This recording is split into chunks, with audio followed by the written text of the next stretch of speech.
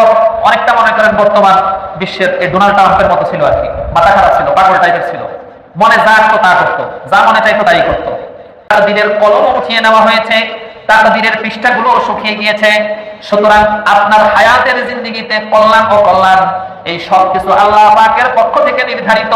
আপনি যতই মঙ্গল শোভাযাত্রায় অংশগ্রহণ করেন, এই মঙ্গল শোভাযাত্রার মাধ্যমে নতুন করে যেটা আপনার হায়াতে যুক্ত হবে, আগ থেকে লেখা আছে, আগ থেকেই আল্লাহ পাক তকদিরে লিখে রেখেছিলেন তুমি মঙ্গল শোভাযাত্রায় যুক্ত হবে, অংশগ্রহণ করবে, এর মাধ্যমে তুমি বেঈমান হয়ে যাবে। আপনি মঙ্গল শোভাযাত্রায় অংশগ্রহণ করার মাধ্যমে আপনার তাকদীরের ফায়সালা বেঈমান হওয়াটাকেই আপনি বাস্তবায়ন করলেন। এই কারণে 5 ওয়াক্ত নামাজের প্রত্যেক রাকাতের মধ্যেই আল্লাহ পাক রব্বুল আলামিন সূরা ফাতিহাকে বাধ্যতামূলক করে দিয়েছেন। তার কারণ সূরা ফাতিহার মধ্যেই আল্লাহ পাকের নিকটে সাহায্য প্রার্থনার শিক্ষা রয়েছে।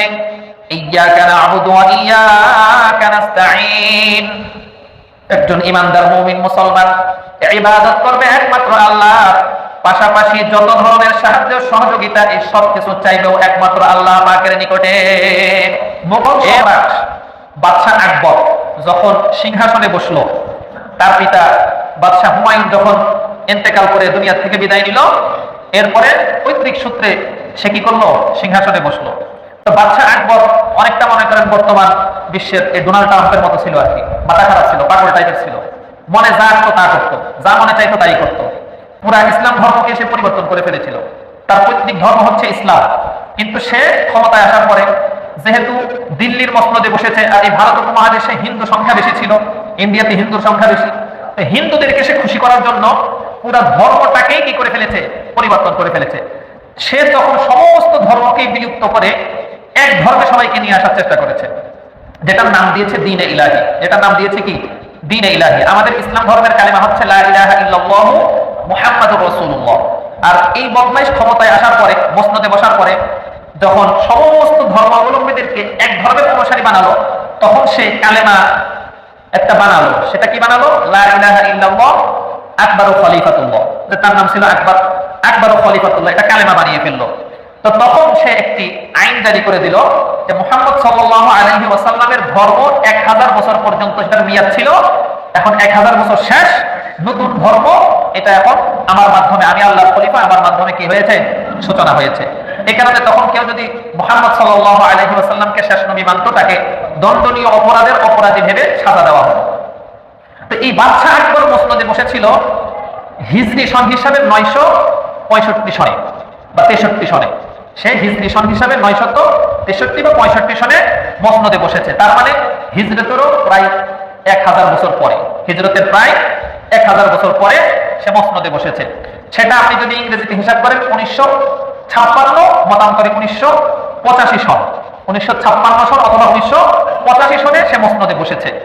এই মসনদে বসার পরে সে তখন যেহেতু মানুষ সাধারণত জীবিকা নির্বাহ করত কৃষি কাজ করে, চাষাবাদ করে, তো রাষ্ট্রের মূল ট্যাক্স বা রাষ্ট্রের মূল কি বলে ইনকাম সোর্স যেটা, সেটা ছিলই হচ্ছে কৃষকদের থেকে ট্যাক্স আদায়ের মাধ্যমে বা খাজনা আদায়ের মাধ্যমে রাষ্ট্রের কোষাগারে যেটা জমা হতো সেটা রাষ্ট্রীয় সম্পদ হিসাবে কি হতো, গণ্য হতো। মানে তখন রাষ্ট্রের মূল ইনকামই ছিল খাজনা বা ট্যাক্স, কৃষকদের থেকে নেওয়া হতো। আর কৃষকদের থেকে যেহেতু খাজনা বা ট্যাক্স নেওয়া হতো, এটা আবার আরবি মাসের সঙ্গে মিলিয়ে নিতে গেলে প্রত্যেক বছর একই সময়ে খাজনার সাথে মিলানো যায় না, কারণ আরবি মাসের সাথে মিলিয়ে চাষবাস চলে না। চাষবাস আপনারা জানেন যে যারা কৃষক আছে তারা বাংলা হিসাব করে, বাংলা মাস হিসাব করে। কেন বাংলা মাস হিসাব করে? এই বাদশাহ আকবর এসে খাজনা আদায়ের সুবিধার্থে এই বাংলা বর্ষের সূচনা করলো। বাংলা বর্ষের মূল সূচনা কার আমলে হয়েছে? বাদশাহ আকবরের আমলে হয়েছে।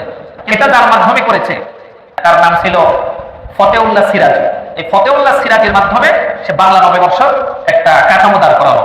সেটাকে বলে দিল যে আরবি আর ইংরেজি দুটাকে সমন্বয় করে কৃষকরা যেন তাদের খাজনা আদায়ের ক্ষেত্রে হিসাব রেখে বছরে, অর্থাৎ বছর শেষ খাজনা আদায় করে দিবে। এটা সহজ যেন হয় সেরকম করে একটা বছরের মাস কি করো তোমরা বানাও, নতুন করে এটার উদ্ভাবন করো। তো ফতেউল্লাহ সিরাজি এটা সুন্দর করে একটা বছর মাস, একটা নব কি বলে বাংলা বর্ষ, এটাকে বানিয়ে বাদশার সামনে উপস্থিত করলো। এটাকে বাদশা কি করে দিল, আকবর অনুমোদন দিয়ে দিল। তাহলে বাদশাহ আকবর ক্ষমতায় বসেছে হিজরি সন হিসাবেও যদি ধরেন 963 হিজরিতে। তাহলে এই বাদশাহ আকবর ক্ষমতায় বসার পরে বাংলা বৎসরের হিসাব শুরু করা হয়েছে, এটার প্রবর্তন করা হয়েছে। তার মানে এই যে আমরা বাংলা নববর্ষ উদযাপন করছি, এটার সূচনাই করেছে কে? বাদশাহ আকবর। কিন্তু তখন পর্যন্ত সে এটাকে উদ্ভাবন করেছে শুধুমাত্র খাজনা আদায়ের সুবিধার জন্য। কিসের জন্য? খাজনা আদায়ের সুবিধার জন্য। পরবর্তীতে বাংলা মাস নিয়ে, বছর নিয়ে কি হবে না হবে সেটা তার হিসাব নিকাশ ছিল না। পরবর্তীতে আস্তে আস্তে আস্তে আস্তে আমরা জানি এই বাংলা নববর্ষ উদযাপন, যেটা মানে বছরের শুরুর দিন আসলেই ওই যে ইংরেজি নববর্ষ যেমন উদযাপন করে, ঠিক তেমনই ভাবে বৈশাখ এসো হে বৈশাখ বিভিন্ন আয়োজন করে যে আহ্বান করা হয়, মঙ্গল শোভাযাত্রার মাধ্যমে বৈশাখকে যে বরণ করে নেওয়া হয়, এটার সূচনা হয়েছে আপনার এই মাত্র 40-45 বছর আগে।